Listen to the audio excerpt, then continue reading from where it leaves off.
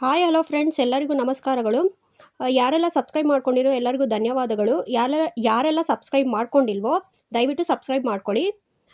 ಆ, ಏಕಪಾತ್ರಾಭಿನಯ ಧಾರ್ಮಿಕವಾಗಿರುವುದು ಬಹಳ ಕಷ್ಟಕರ, ಏಕೆಂದರೆ ಇಲ್ಲಿ ಪ್ರಯೋಗಕ್ಕೊಳಗಾಗುವವರು ನೀವೇ, ಪ್ರಯೋಗ ಮಾಡುವವರು ನೀವೇ, ಇಲ್ಲಿ ವಿಜ್ಞಾನಿಯೂ ನೀವೇ, ಪ್ರಯೋಗವೂ ನೀವೇ. ಒಳಗೆ ಯಾವ ಪ್ರತ್ಯೇಕತೆಯೂ ಇಲ್ಲ. ಇಲ್ಲಿ ನೀವು ಏಕಪಾತ್ರಾಭಿನಯ ಮಾಡುತ್ತಿದ್ದೀರಿ. ಬಹುತೇಕ ನಾಟಕಗಳಲ್ಲಿ ಹಲವಾರು ನಟರಿರುತ್ತಾರೆ ಮತ್ತು ಪಾತ್ರಗಳನ್ನು ಎಲ್ಲರಿಗೂ ಹಂಚಲಾಗಿರುತ್ತದೆ. ಏಕಪಾತ್ರಾಭಿನಯದಲ್ಲಿ ಇರುವುದು ನೀವೊಬ್ಬರೇ. ಇಲ್ಲಿ ಎಲ್ಲ ಪಾತ್ರಗಳನ್ನು ನೀವೇ ಅಭಿನಯಿಸಬೇಕಾಗಿದೆ. ಬೋಕುಜು ಎನ್ನುವ ಝೆನ್ ಮಾಸ್ಟರ್ ಇದ್ದ. ಬೋಕುಜು ಬಹಳ ಹೊತ್ತು ಒಬ್ಬನೇ ಒಂದು ಗುಹೆಯಲ್ಲಿ ಸಮಯ ಕಳೆಯುತ್ತಿದ್ದ. ಒಮ್ಮೊಮ್ಮೆ ಗುಹೆಯಿಂದ ಜೋರಾಗಿ ಬೋಕುಜನ ಧ್ವನಿ ಕೇಳುತ್ತಿತ್ತು. ಬೋಕುಜು ಮಾಸ್ಟರ್ ತನ್ನ ಹೆಸರನ್ನೇ ಜೋರಾಗಿ ಕೂಗುತ್ತಿದ್ದ ಮತ್ತು ತಾನೇ ಉತ್ತರಿಸುತ್ತಿದ್ದ. ಹಾ, ನಾನಿಲ್ಲಿದ್ದೇನೆ. ಬೋಕುಜು, ನೆನಪಿರಲಿ, ಇನ್ನೊಂದು ದಿನವನ್ನು ನಿನಗೆ ಕೊಡಲಾಗಿದೆ. ಈ ದಿನವನ್ನು ಪ್ರಜ್ಞಾಪೂರ್ವಕವಾಗಿ ಬಳಸು. ಮೂರ್ಖರಂತೆ ದಿನವನ್ನು ವ್ಯರ್ಥವಾಗಿ ಕಳೆಯಬೇಡ ಎಂದು ತಾನೇ ಕೂಗಿ ಹೇಳಿ ತಾನೇ ಉತ್ತರಿಸುತ್ತಿದ್ದ. ಹೌದು ಮಾಸ್ಟರ್, ನನಗೆ ಗೊತ್ತು. ನನ್ನ ಶಕ್ತಿ ಮೀರಿ ಪ್ರಯತ್ನ ಮಾಡುತ್ತೇನೆ. ಹಗಲು ರಾತ್ರಿ ಯಾವಾಗಲಾದರೂ ಈ ಸಂಭಾಷಣೆ ಗುಹೆಯಿಂದ ಕೇಳಿ ಬರುತ್ತಿತ್ತು. ಬೋಕುಜನ ಶಿಷ್ಯರಿಗೆ ಇದು ಬಹಳ ಕುತೂಹಲ ಹುಟ್ಟಿಸುತ್ತಿತ್ತು. ಮಾಸ್ಟರ್ನ ಈ ವರ್ತನೆ ಅವರಿಗೆ ಅರ್ಥವಾಗುತ್ತಿರಲಿಲ್ಲ. ಬೋಕುಜು ಹುಚ್ಚನಾಗಿದ್ದಾನೆ ಎಂದು ಶಿಷ್ಯರು ಮಾತನಾಡಿಕೊಳ್ಳಹತ್ತಿದರು. ಆದರೆ ಬೋಕುಜು ಮಾಡುತ್ತಿದ್ದು ಏಕಪಾತ್ರಾಭಿನಯವನ್ನ ಮತ್ತು ನಿಮ್ಮ ಒಳಗಿರುವ ಪರಿಸ್ಥಿತಿ ಇಂತಹುದೇ. ಮಾತನಾಡುವವರು ನೀವೇ ಮತ್ತು ಆ ಮಾತನ್ನು ಕೇಳುವವರು ನೀವೇ. ಸೂಚನೆಗಳನ್ನು ನೀಡುವವರು ನೀವೇ ಮತ್ತು ಅವುಗಳನ್ನು ಪಾಲಿಸುವವರು ನೀವೇ. ಇದು ಬಹಳ ಕಠಿಣ, ಏಕೆಂದರೆ ಒಮ್ಮೊಮ್ಮೆ ಪಾತ್ರಗಳನ್ನು ಓವರ್ಲ್ಯಾಪ್ ಆಗುತ್ತವೆ. ನೀವು ಲೀಡರ್ ಆಗಿದ್ದು ನಿಮ್ಮನ್ನು ಹಿಂಬಾಲಿಸುವವರು ಬೇರೆಯವರಾಗಿದ್ದಾಗ ಸುಲಭ. ಪಾತ್ರಗಳನ್ನು ನೀವೇ ಅಭಿನಯಿಸಬೇಕು, ಇದು ಬಹಳ ಸುಲಭ. ಆದರೆ ಯಾವಾಗ ಎರಡು ಪಾತ್ರಗಳನ್ನು ನೀವೇ ಅಭಿನಯಿಸುತ್ತೀರೋ ಆಗ ಪರಿಸ್ಥಿತಿ ಸಹಜ ಸ್ವೇಚ್ಛಾಸಾರ ಅಲ್ಲ. ಹೌದು, ಪರಿಸ್ಥಿತಿ ಖಂಡಿತ ಸಂಕೀರ್ಣ. ಆದರೆ ನಿಧಾನವಾಗಿ ನೀವು ಪರಿಸ್ಥಿತಿಯನ್ನು ನಿಭಾಯಿಸುವುದನ್ನು ಕಲಿಯುತ್ತೀರಿ. ನಜರುದ್ದೀನ್ ಒಬ್ಬನೇ ತನಗೆ ತಾನೇ ಏನೋ ಮಾತನಾಡಿಕೊಳ್ಳುತ್ತಿದ್ದ. ಬಹಳ ದಿನಗಳಿಂದ ನಜರುದ್ದೀನ್ ಈ ವರ್ತನೆ ಗಮನಿಸುತ್ತಿದ್ದ. ಗೆಳೆಯನೊಬ್ಬ ಈ ಬಗ್ಗೆ ಅವನನ್ನು ಪ್ರಶ್ನಿಸಿದ. ನಜರುದ್ದೀನ್, ಯಾಕೆ ನೀನು ಒಬ್ಬನೇ ಮಾತನಾಡಿಕೊಳ್ಳುತ್ತೀ? ಏನು ಸಮಸ್ಯೆ? 2 ಕಾರಣಗಳನ್ನು ನಜರುದ್ದೀನ್ ಉತ್ತರಿಸಿದ.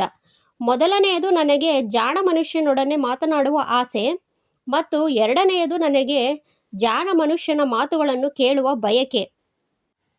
ಮತ್ತೊಂದು ಕತೆ, ದಾರಿ ತಪ್ಪುವಿಕೆ. ಒಂದು ಸಂಗತಿಯನ್ನು ಸಂಪೂರ್ಣವಾಗಿ ಅರಿಯಲು ಅದನ್ನು ಕಳೆದುಕೊಳ್ಳುವುದು ಅವಶ್ಯಕ. ತಮ್ಮ ಅಂತರಂಗದ ಜಗತ್ತಿನಿಂದ ಅವಕಾಶದಿಂದ ವಿಮುಖರಾದ ಪ್ರತಿಯೊಬ್ಬರೂ ಅದರ ಸಲುವಾಗಿ ಹಸಿವೆಯನ್ನು ಅನುಭವಿಸುತ್ತಾರೆ. ನಂತರ ಅದರ ಕುರಿತಾದ ಬಯಕೆ ತೀವ್ರ ದಾಹ ಹುಟ್ಟಿಕೊಳ್ಳುತ್ತದೆ. ಆಗ ಆಂತರ್ಯದ ಆಳದಿಂದ ಬರುವ ಕರೆ ಮತ್ತು ಮನೆಗೆ ವಾಪಸ್ ಬರುವಂತೆ ಆಹ್ವಾನ ನೀಡುತ್ತದೆ. ಆಗ ವ್ಯಕ್ತಿ ಮರಳಿ ತನ್ನ ಪ್ರಯಾಣವನ್ನು ಆರಂಭಿಸುತ್ತಾನೆ. ಸಾಧನೆಯ ಹಾದಿಯಲ್ಲಿ ಮುಂದುವರಿಯುವುದೆಂದರೆ ಇದು. ಪ್ರಯಾಣ ನೀವು ಒಮ್ಮೆ ಬಿಟ್ಟು ಬಂದ ಆಂತರ್ಯದ ಜಾಗವನ್ನು ಬೆಚ್ಚಗಾಗಿಸುತ್ತದೆ. ನೀವು ಯಾವ ಹೊಸದನ್ನು ಪಡೆದುಕೊಳ್ಳುತ್ತಿಲ್ಲ, ನೀವು ಒಮ್ಮೆ ನಿಮ್ಮದಾಗಿಸಿದ್ದನ್ನು ಮರಳಿ ಪಡೆದುಕೊಳ್ಳುತ್ತಿದ್ದೀರಾ. ಇದು ಹೊಸದಲ್ಲವಾದರೂ ನಿಮಗೆ ಇದರಿಂದ ಲಾಭವೇ, ಏಕೆಂದರೆ ಮೊದಲ ಬಾರಿ ನೀವು ಇದು ಏನೆಂದು ಗಮನಿಸುತ್ತಿದ್ದೀರಿ. ಹಿಂದಿನ ಬಾರಿ ನೀವು ಆ ಜಾಗದಲ್ಲಿ ಇದ್ದುದು ನಿಜವಾದರೂ ಆಗ ಅದು ನಿಮಗೆ ಅಪರಿಚಿತವಾಗಿತ್ತು. ಯಾವುದೇ ಸಂಗತಿಯನ್ನು ಬಿಟ್ಟು ಬರುವ ತನಕ ಆ ಸಂಗತಿಯ ಬಗ್ಗೆ ಪೂರ್ಣ ತಿಳುವಳಿಕೆಯ ಸಾಧ್ಯವಾಗಲಾರದು. ಆದ್ದರಿಂದ ಆದದ್ದೆಲ್ಲವೂ ಒಳ್ಳೆಯದೇ. ನೀವು ದಾರಿ ತಪ್ಪಿದ್ದು ಒಳ್ಳೆಯದು, ಪಾಪ ಮಾಡಿದ್ದು ಒಳ್ಳೆಯದು, ಏಕೆಂದರೆ ಇದೊಂದು ಸಂತನಾಗುವ ದಾರಿ. ನಜರುದ್ದೀನ್, ನಾನು ಈ ಊರು ಬಿಟ್ಟು ನಾನು ಬೇರೆ ಊರಿಗೆ ಹೋಗುತ್ತಿದ್ದೇನೆ. ನಿನ್ನ ಗುರುತಿಗಾಗಿ ನೀನು ಯಾಕೆ ನಿನ್ನ ಉಂಗುರ ನನಗೆ ಕೊಡಬಾರದು? ಆ ಉಂಗುರ ನೋಡಿದಾಗಲೆಲ್ಲ ನಾನು ನಿನ್ನನ್ನು ನೆನಪಿಸಿಕೊಳ್ಳುತ್ತೇನೆ. ಮುಲ್ಲಾ ನಜರುದ್ದೀನ್ನ ಗೆಳೆಯ ಕೇಳಿಕೊಂಡ. ಉಂಗುರ ನೀನು ಕಳೆದುಕೊಂಡು ಬಿಡಬಹುದು, ಆಗ ನೀನು ನನ್ನ ಮರೆತು ಬಿಡುತ್ತೀಯಾ? ಹೀಗೆ ಮಾಡಿದರೆ ಹೇಗೆ? ನಾನು ನಿನಗೆ ಉಂಗುರ ಕೊಡುವುದಿಲ್ಲ. ನೀನು ಉಂಗುರವಿಲ್ಲದ ಖಾಲಿ ಬೆರಳು ನೋಡಿಕೊಂಡಾಗಲೆಲ್ಲ ನಿನಗೆ ನನ್ನ ನೆನಪಾಗುತ್ತದೆ. ನನ್ನ ಮರೆಯುವ ಸಾಧ್ಯತೆಯೇ ಇರುವುದಿಲ್ಲ. ಮುಲ್ಲಾ ನಗುತ್ತಾ ಉತ್ತರಿಸಿದ. ಮತ್ತೊಂದು ಕತೆ, ಖುಷಿ ಮತ್ತು ದುಃಖಕ್ಕೆ ಹೊರಗಿನ ಕಾರಣಗಳು ಯಾವುದೂ ಇಲ್ಲ. ಅವು ಕೇವಲ ನೆಪಗಳು. ಸಮರ್ಥನೆಗಳು. ನಿಧಾನವಾಗಿ ನಿಮಗೆ ಗೊತ್ತಾಗುತ್ತದೆ ನಮ್ಮ ಒಳಗಿನ ಸಂಗತಿಗಳೇ ಬದಲಾಗುತ್ತಿವೆ ಎನ್ನುವುದನ್ನು ಮತ್ತು ಹೊರಗಿನ ಸಂದರ್ಭಗಳು ಯಾವುದೇ ಕಾರಣ ಅಲ್ಲ ಎನ್ನುವುದು. ನಿಮಗೆ ಅನಿಸುತ್ತಿದೆ ಏನು ಅನಿಸುತ್ತಿದೆ ಎನ್ನುವುದರ ಕಾರಣ ನಿಮ್ಮ ಒಳಗೆಯೇ ಇದೆ. ಈ ಚಕ್ರ ಸುತ್ತುತ್ತಲೇ ಇರುತ್ತದೆ. ಸುಮ್ಮನೆ ಗಮನಿಸಿ, ಬಹಳ ಸುಂದರವಾಗಿದೆ ಇದು. ಏಕೆಂದರೆ ಈ ಕುರಿತು ಅರಿವು ಹೊಂದುವುದೇ ಒಂದು ದೊಡ್ಡ ಸಾಧನೆ. ಈಗ ನಿಮಗೆ ಗೊತ್ತಿದೆ ಹೊರಗಿನ ನೆಪಗಳಿಂದ ನೀವೀಗ ಮುಕ್ತರಾಗಿದ್ದೀರಿ ಎಂದು. ಏಕೆಂದರೆ ಹೊರಗಿನ ಸಂದರ್ಭಗಳಲ್ಲಿ ಯಾವ ಬದಲಾವಣೆ ಇಲ್ಲದಿರುವಾಗ ನಿಮ್ಮ ಮೂಡ್ ಖುಷಿಯಿಂದ ದುಃಖಕ್ಕೆ ಬದಲಾಗಿದೆ ಅಥವಾ ದುಃಖದಿಂದ ಖುಷಿಗೆ. ಹಾಗಾಗಿ ಖುಷಿ ಮತ್ತು ದುಃಖಗಳು ನಿಮ್ಮ ಮೂಡ್ಗಳೇ ಹೊರತು ಹೊರಗಿನ ಯಾವ ಸಂದರ್ಭಗಳು ಇದಕ್ಕೆ ಕಾರಣವಲ್ಲ. ಇದು ನಾವು ಅರ್ಥ ಮಾಡಿಕೊಳ್ಳಬೇಕಾದ ಮೂಲಭೂತ ಸಂಗತಿ. ಆಗ ಮಾತ್ರ ನಾವು ಹೆಚ್ಚಿನದರ ಹತ್ರ ಹೆಜ್ಜೆ ಹಾಕಬಹುದು. ಮತ್ತು ನಾವು ಅರ್ಥ ಮಾಡಿಕೊಳ್ಳಬೇಕಾದ ಎರಡನೆಯ ಮುಖ್ಯ ಸಂಗತಿ ಎಂದರೆ ನಿಮ್ಮ ಮೂಡ್ಗಳು ಅವಲಂಬಿತವಾಗಿರೋದು ನಿಮ್ಮ ತಿಳುವಳಿಕೆಯ ಕೊರತೆಯ ಮೇಲೆ. ಆದ್ದರಿಂದ ಈ ಪ್ರಕ್ರಿಯೆಯನ್ನು ಸುಮ್ಮನೆ ಗಮನಿಸಿ ಮತ್ತು ನಿಮ್ಮ ತಿಳುವಳಿಕೆಯನ್ನು ಹೆಚ್ಚಿಸಿಕೊಳ್ಳಿ.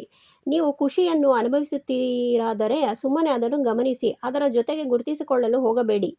ಹಾಗೆಯೇ ದುಃಖದ ಜೊತೆಗೆ ಸುಮ್ಮನೆ ಗಮನಿಸುತ್ತಾ ಹೋಗಿ, ಅಂಟಿಕೊಳ್ಳಲು ಹೋಗಬೇಡಿ. ಇವು ಹಗಲು ಮತ್ತು ರಾತ್ರಿಯ ಹಾಗೆ. ಮುಂಜಾನೆ ನೀವು ಸೂರ್ಯ ಉದಯಿಸುವುದನ್ನು ನೋಡಿ ಖುಷಿ ಪಡುತ್ತೀರಾ? ಸೂರ್ಯ ಮುಳುಗುತ್ತಲೇ ರಾತ್ರಿಯಾಗುತ್ತದೆ ಮತ್ತು ಕತ್ತಲು ಆವರಿಸಿಕೊಳ್ಳುತ್ತದೆ. ಇದನ್ನು ಹಾಗೆಯೇ ನೋಡಿ ಖುಷಿ ಅನುಭವಿಸಿ. 95ನೇ ಹುಟ್ಟುಹಬ್ಬದ ದಿನ ನಜರುದ್ದೀನ್ ಅನ್ನು ಪತ್ರಕರ್ತನೊಬ್ಬ ಮಾತನಾಡಿಸಿದ. ವಯಸ್ಸಾಗುತ್ತಿರುವುದರ ಬಗ್ಗೆ ನಿಮಗೆ ಬೇಸರ ಇಲ್ಲವೇ ನಜರುದ್ದೀನ್? ಖಂಡಿತ ಇಲ್ಲ. ಬದಲಾಗಿ ನನಗೆ ಖುಷಿ ಇದೆ. ಅಕಸ್ಮಾತ್ ನನಗೆ ವಯಸ್ಸಾಗದೆ ಹೋಗಿದ್ದರೆ ನಾನು ಸತ್ತು ಹೋಗುತ್ತಿರುತ್ತಿದ್ದೆ. ನಜರುದ್ದೀನ್ ಪತ್ರಕರ್ತನ ಪ್ರಶ್ನೆಗೆ ಉತ್ತರಿಸಿದ. ನೀವು ಖುಷಿಯನ್ನು ಅನುಭವಿಸುತ್ತೀರಾದರೆ ಸುಮ್ಮನೆ ಅದನ್ನು ಗಮನಿಸಿ, ಅದರ ಜೊತೆ ಗುರುತಿಸಿಕೊಳ್ಳಲು ಹೋಗಬೇಡಿ. ಎಲ್ಲರಿಗೂ ಧನ್ಯವಾದಗಳು ಫ್ರೆಂಡ್ಸ್. ಯಾರೆಲ್ಲ ಸಬ್ಸ್ಕ್ರೈಬ್ ಮಾಡ್ಕೊಂಡಿದ್ದೀರೋ ಎಲ್ಲರಿಗೂ ಧನ್ಯವಾದಗಳು. ಯಾರೆಲ್ಲ ಸಬ್ಸ್ಕ್ರೈಬ್ ಮಾಡ್ಕೊಂಡಿಲ್ವೋ ದಯವಿಟ್ಟು ಸಬ್ಸ್ಕ್ರೈಬ್ ಮಾಡ್ಕೊಳ್ಳಿ. ಮತ್ತೆ ಇನ್ನೊಂದು ವಿಡಿಯೋದಲ್ಲಿ ಸಿಗೋಣ. ಎಲ್ಲರಿಗೂ ಧನ್ಯವಾದಗಳು. Thank you.